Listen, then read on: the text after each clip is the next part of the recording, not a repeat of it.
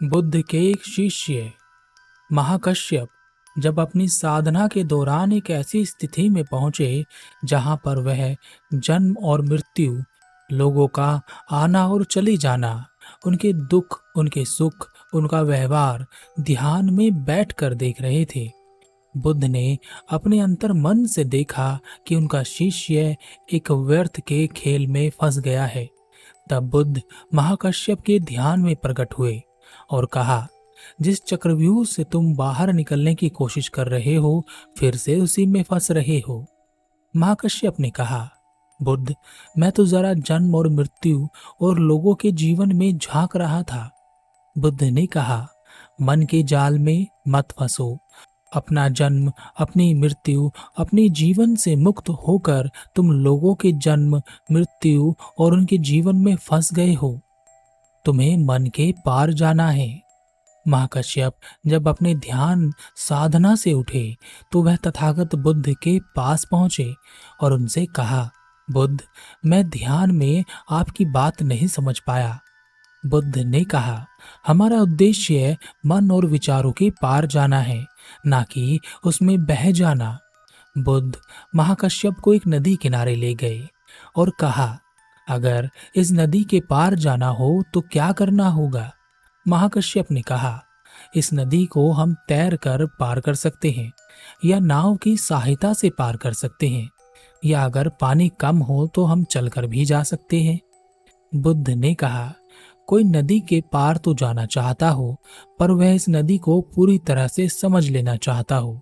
वह नदी के बीच में पहुंचकर यह देखना चाहता हो कि नदी में पानी कहाँ से आ रहा है, नदी का जलस्तर कब कब और किस किस समय में कितना रहा और रहेगा, नदी से कौन कौन व्यक्ति गुजरे और गुजरेंगे, नदी में कितनी मछलियां हैं, उन सबको भोजन मिल रहा है या नहीं, आने वाले समय में नदी की स्थिति क्या रहेगी, बारिश का कितना पानी नदी में गिर चुका है और गिरेगा, नदी में बाढ़ कैसे आती है, बाढ़ आने के बाद और उससे पहले की स्थिति क्या होती है, अब से 100 वर्ष बाद इस नदी का क्या होगा और 100 वर्ष पहले यह नदी कैसे थी।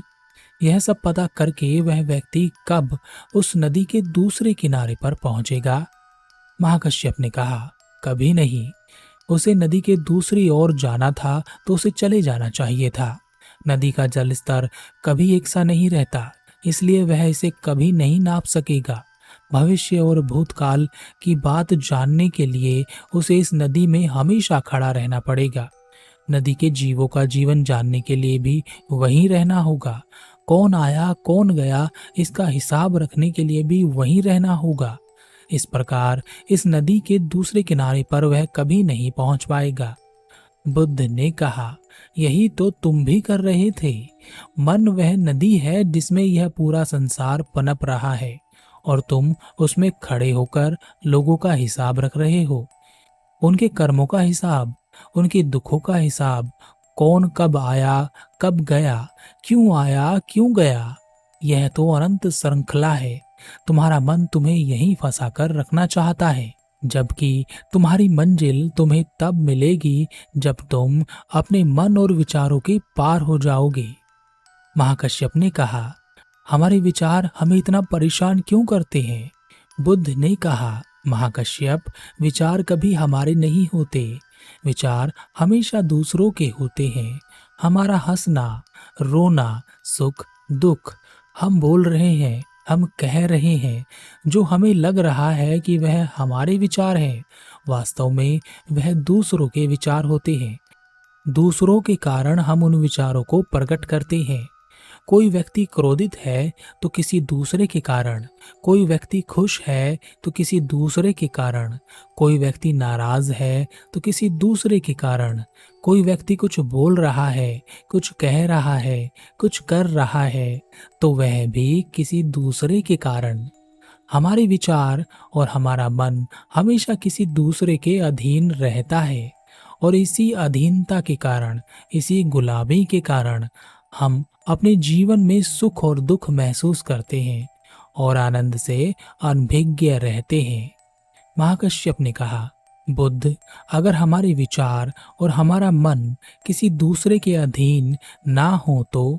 बुद्ध ने कहा, अगर तुम्हें किसी चीज से लगाव ना हो तो उसके जाने से तुम्हें दुख होगा, या अगर तुम्हें किसी चीज से लगाव ना हो तो उसके आने से तुम्हें सुख होगा। महाकश्यप ने कहा, लगाव ना हो तो ना सुख होगा, ना दुख होगा। चाहे वह चीज आए या वह चली जाए, कोई फर्क नहीं पड़ेगा। बुद्ध ने कहा, मन और विचार किसी के अधीन ना हो तो ना सुख होगा ना दुख होगा। सुख और दुख की अनुपस्थिति ही आनंद है। वहां पहुंचने के लिए मन और विचार के पार जाना होता है। महाकश्यप को बुद्ध की बात समझ आ गई और वह मन और विचार के पार जाने के लिए तैयार हो गए।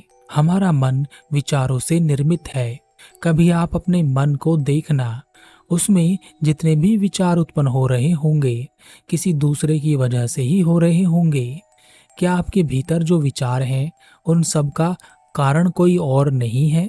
क्या आपके भीतर जो विचार हैं उन सब का कारण कोई और नहीं है? क्या आपके भीतर आपके लिए कोई विचार है? कोई विचार जिसमें केवल आप ही हो और उस विचार के साथ कोई दूसरी चीज चिपकी हुई ना हो। जैसे एक विचार, मेरे पास एक बड़ा घर हो। यह विचार बड़े घर से चिपका हुआ है, मुझे सुंदर होना चाहिए। यह विचार किसी दूसरे से जुड़ा हुआ है क्योंकि आप उसके जैसा दिखना चाहते हैं। सुंदरता से जुड़ा हुआ। अपने भीतर एक ऐसा विचार ढूंढिए जिसमें केवल आप हो, शुद्ध रूप से केवल आप, कुछ और उसके साथ ना जुड़ा हुआ हो। बहुत ढूंढने पर भी आपको ऐसा विचार नहीं मिलेगा, क्योंकि विचार हमेशा किसी दूसरे को लेकर ही उत्पन्न होता है। इसी कारण मन हमारा तो होता है, पर वह हमेशा किसी दूसरे पर निर्भर करता है, किसी दूसरे की वजह से चलता है, किसी दूसरे के कारण परेशान रहता है और हमेशा दूसरी चीजों की ओर आकर्षित होता है। और हम जिंदगी भर दूसरों के इशारों पर जीवन जीते हैं। हम एक गुलाम की तरह जीवन जीते हैं। परंतु जैसे ही आप अपने संबंध में विचार ढूंढना बंद कर देंगे, वैसे ही तुरंत आप अपने आप से परिचित हो जाएंगे, क्योंकि आपका परिचय विचार में है ही नहीं। आपका परिचय वहाँ है जहाँ विचार नहीं होता। आपका परिचय शून्यता में है।